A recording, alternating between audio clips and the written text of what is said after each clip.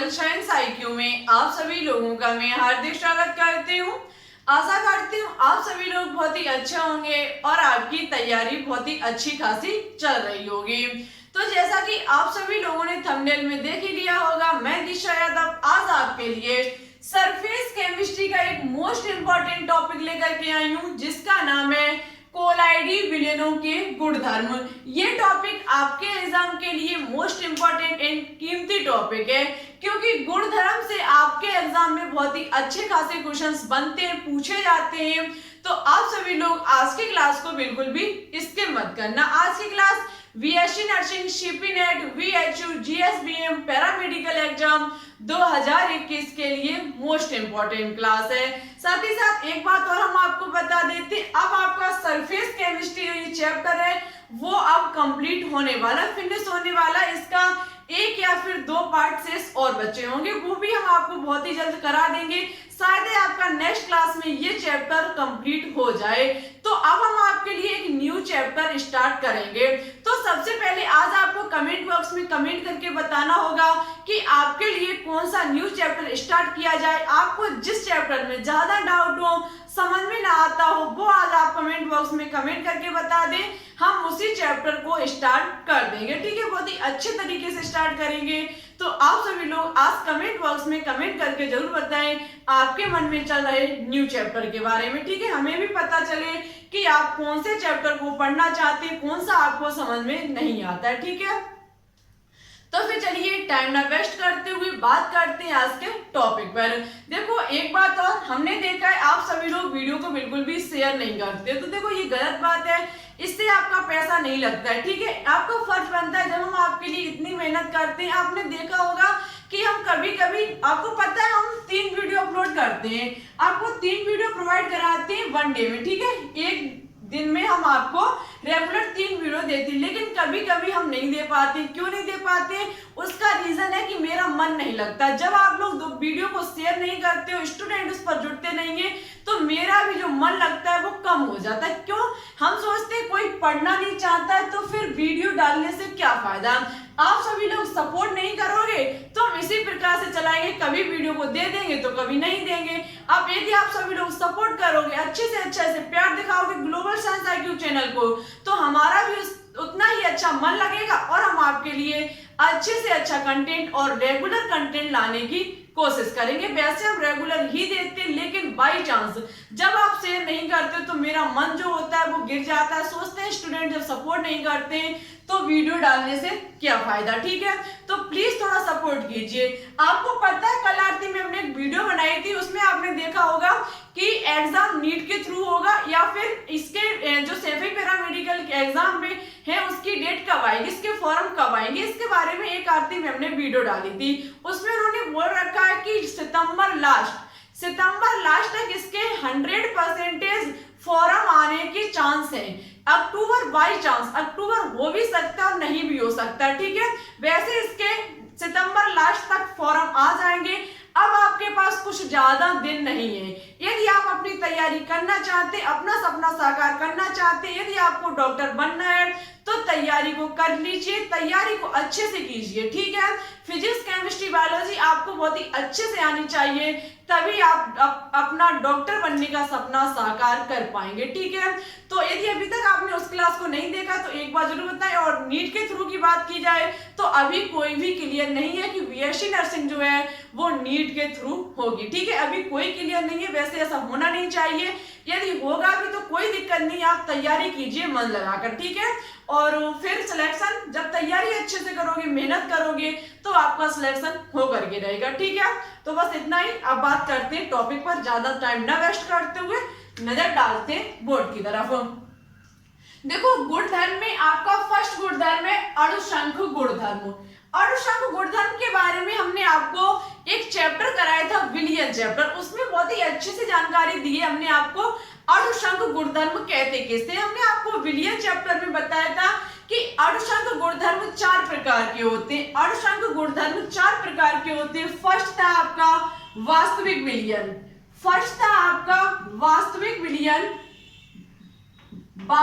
विलियन, और सेकंड था आपका क्वथनांक में उन्नयन। क्या था?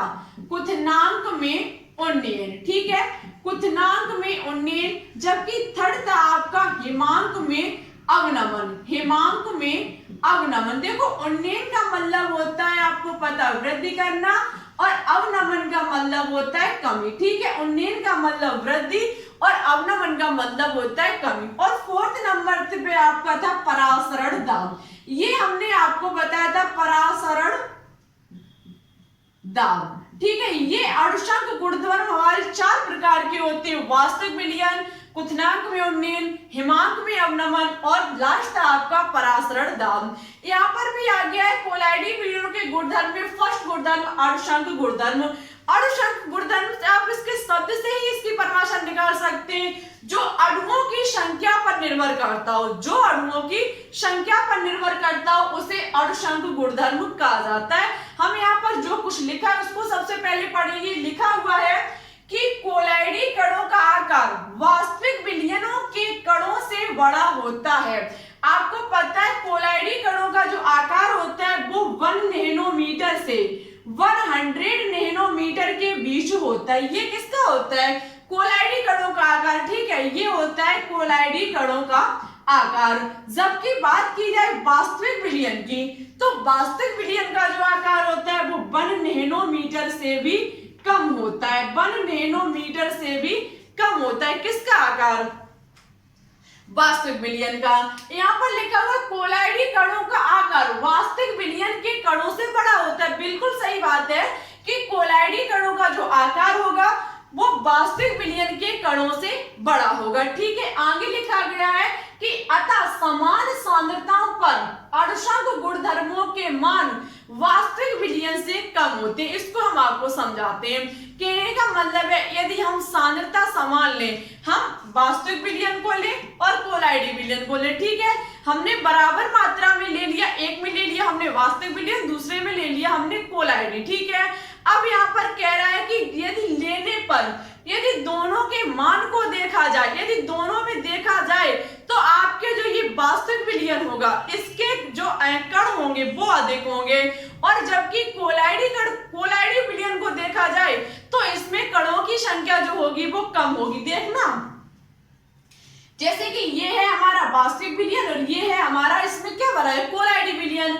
आपको पता है कोलाइडी विलयन के कणों का आकार बड़ा होता है और वास्तविक विलयन के कणों का आकार कम होता है। लेकिन यहाँ पर एक शब्द लगा हुआ है समान सांद्रता। हम दोनों विलयन की सांद्रता जो लेंगे वो समान लेंगे।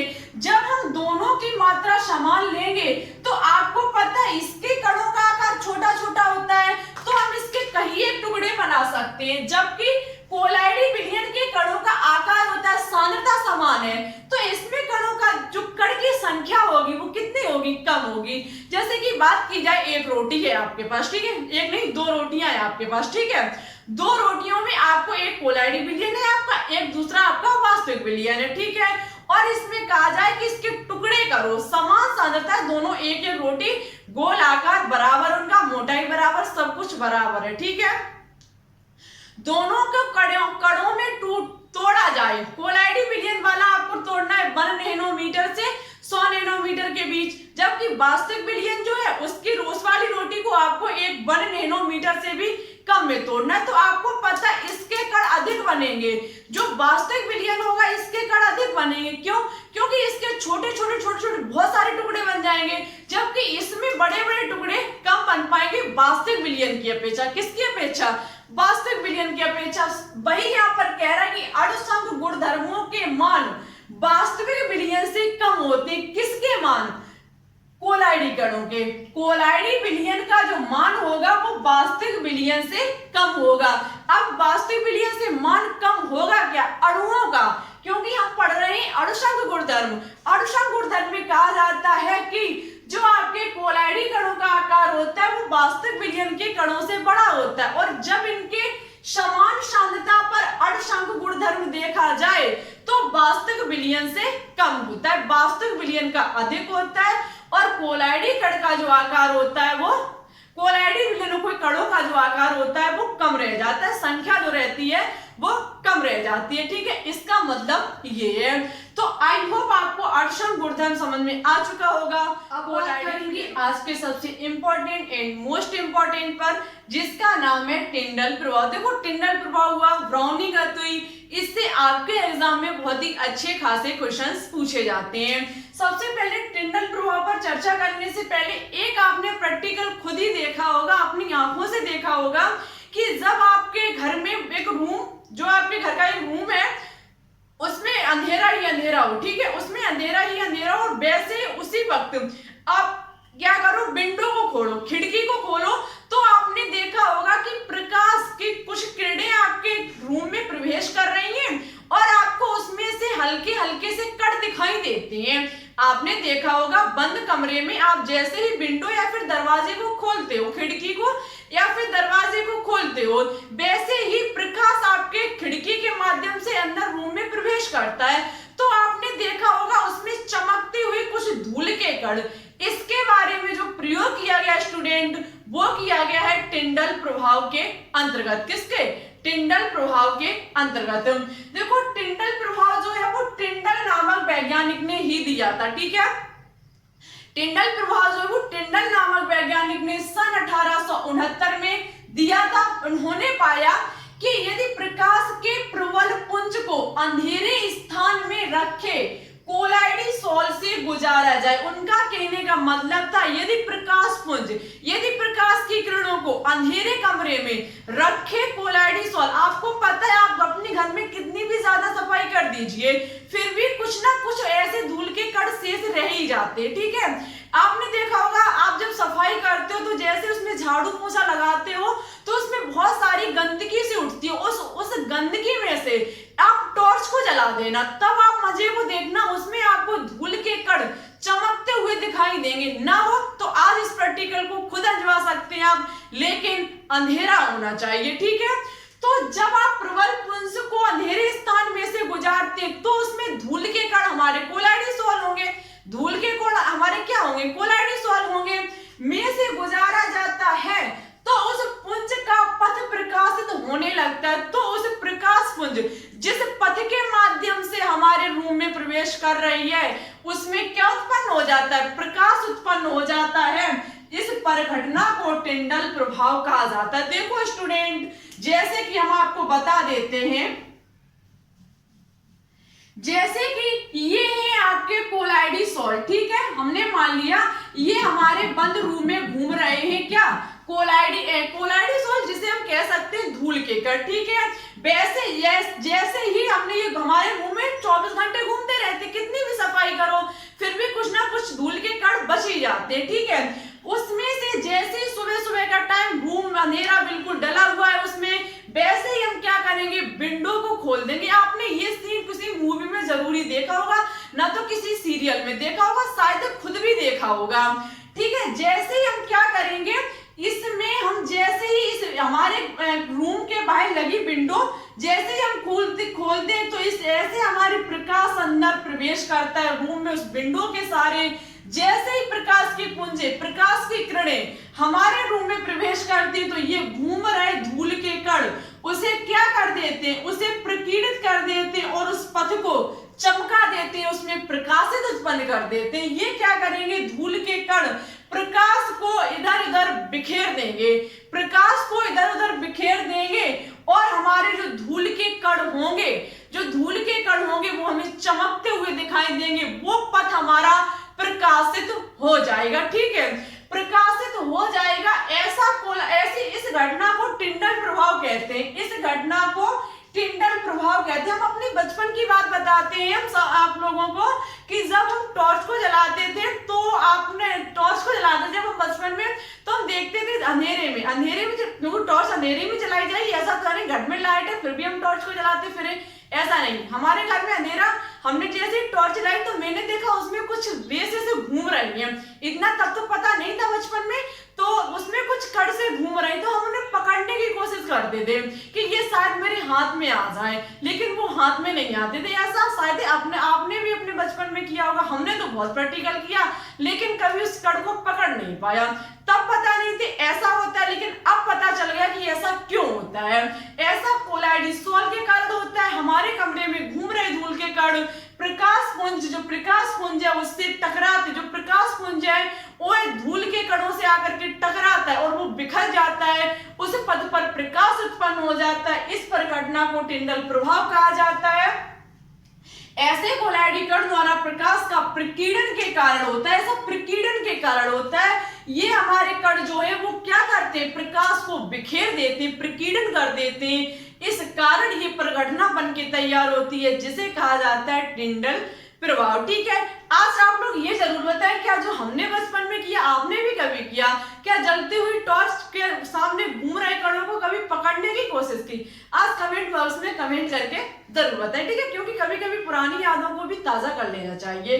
ठीक है, अब आज के लास्ट पर बात करेंगे, लास्ट गुणधर्म है ये कि ब्राउनीगत, नहीं एक पॉइंट और यहाँ पर लिखा उसे भी डिस्कस कर लेते हैं कि वास्तविक विलयन में प्रकाश प्रकीर्णित करने के लिए पर्याप्त बड़े व्यास का कोई कण उपस्थित नहीं होता है। देखो ऐसा वास्तविक विलयन में करना असंभव है।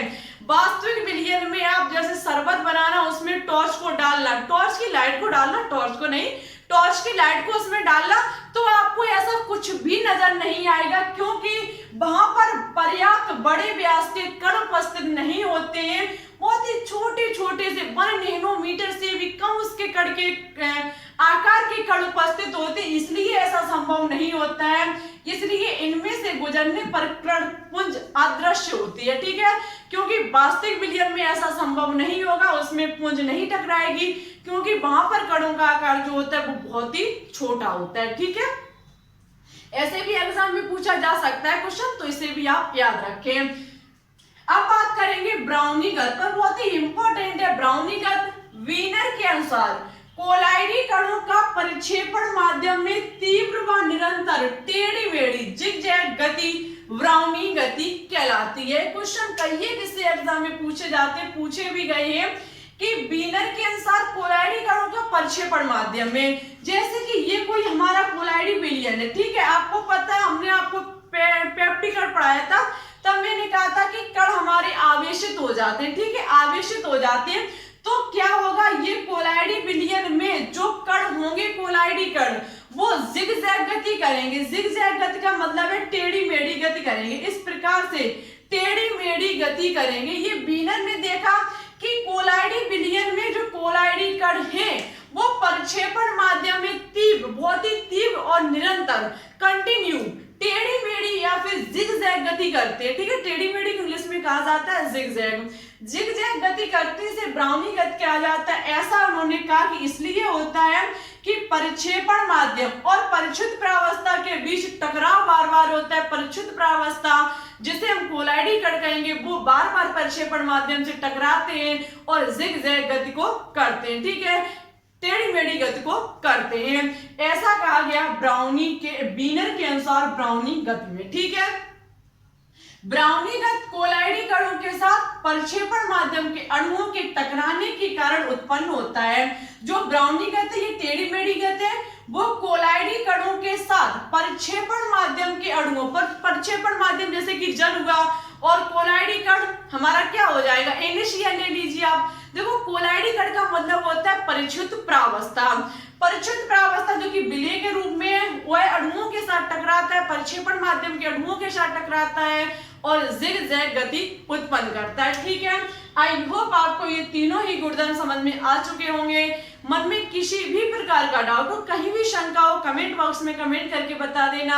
हम आपको नेक्स्ट क्लास में समझाने की पूरी कोशिश करेंगे। साथ ही साथ जो हमने पिछली क्लास में क्वेश्चन होमवर्क में दिया था उसका आंसर किन किन स्टूडेंट ने राइट दिया, सबसे पहले हम नाम लेते हैं। हिमांशी, निशा कुशवाहा और अनुराधा मौर्य, 3 स्टूडेंट ने बिल्कुल सही और अच्छे से आंसर दिया। Thank you. लगातार आप ऐसे ही कोशिश करते रहिए, आपका सिलेक्शन जरूर हो जाएगा।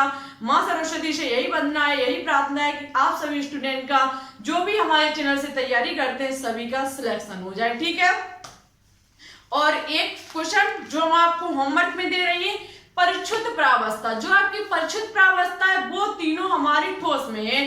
परिक्षेपण माध्यम ठोस में ठोस, ठोस में द्रव, ठोस में गैस।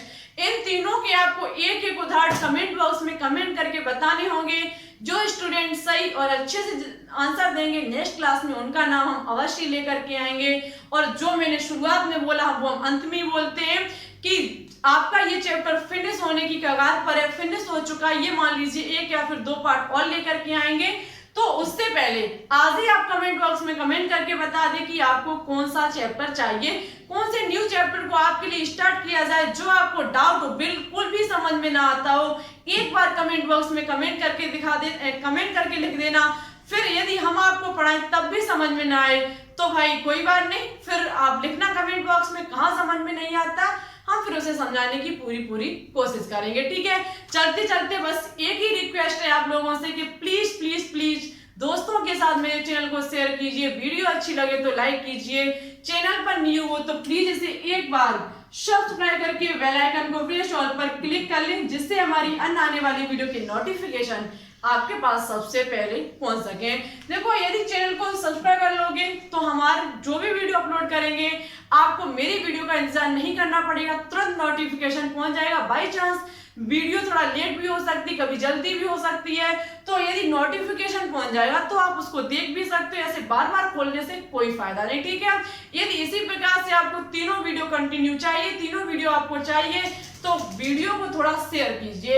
यदि शेयर नहीं करोगे तो मेरा भी मन स्टूडेंट को कम लगता है, तो हम फिर आपके लिए डेली कंटेंट नहीं ला पाते हैं, क्योंकि सोचते हैं जब कोई पढ़ने वाला नहीं है तो किसके लिए वीडियो डाली जाए। ठीक है, तो वीडियो को शेयर करो, ज्यादा से ज्यादा इस पर स्टूडेंट को जोड़ो, जिससे कि जल्दी से जल्दी लाइव क्लास चलनी स्टार्ट हो जाए। चलिए चलते, अभी आपने बहुत ज्यादा शेयर की, सब्सक्राइबर भी सही बढ़ रहे थे, लेकिन अब आपने फिर शेयर करना बंद कर दिया है, तो ये देखो गलत बात है, शेयर कीजिए। ठीक है, फिर चलते हैं। Thanks for watching this video. जय हिंद, जय भारत, ऑल द बेस्ट।